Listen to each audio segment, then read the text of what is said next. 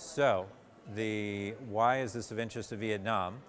Well, I guess for the first one, we just want to show them, hopefully, that really they are maybe as good as all these tests say that they are, but also give them an idea like how they got that way.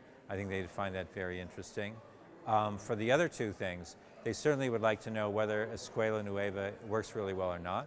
I actually was in Vietnam for the past 2 weeks, and I talked to somebody I know, and he doesn't like that at all. When I talked about it, he's not really an education person, he's more a statistics person, but he knew all about it. He said he doesn't like it at all. So to see whether, there's probably other people in Vietnam who think the same way. So we'll see whether or not, how well effective it is in Vietnam. And then the curriculum reform, they definitely would like to know how well that works. So I think the government is very much interested, not just the Ministry of Education, but the entire National Assembly and other ministers want to know how effective the curriculum reform is going to be. So I think that it's clear that the old kind of model of kind of centralized policy thrusts has worked reasonably well for things like enrollment pushes. But when you want to really think about learning unleashed, that just needs a more flexible approach. And I think that our systems kind of an approach fits into that. I think, for example, our informational approach, we are talking with the government on really how to redefine their examination system and in terms of reporting it so that schools have a better idea of how they are performing.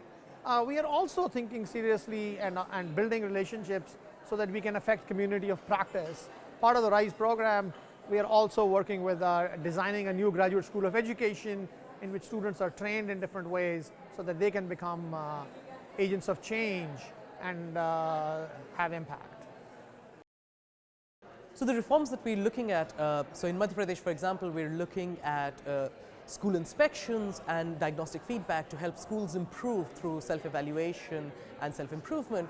And these are things that come with quite a lot of political and bureaucratic effort, quite a lot of effort across the education system. So the only reason that we can do these evaluations is that the system wants to know about itself. And it would directly affect exactly how these policies are being rolled out or not in the future. But also these are things that are trying to address problems that are much more general across states in India. And everything we seem to know out of the comparative education work are actually general across many countries across the world.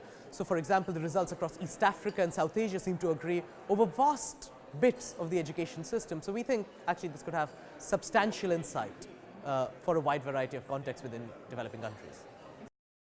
This is a very much government-led initiative, and this is going to be the first independent evaluation of this huge project. Therefore, going forward, the finding of this particular research project will be very useful to inform the government which areas are working, which one are not working, and therefore, in the next round of the BRN initiative in education, I think it will be very useful to use these findings so that they are able to redesign the program in a much more effective way. So I think it is feeding in the system, but it is providing independent information, independent evaluation, so that the government can be, informed in a non-biased manner.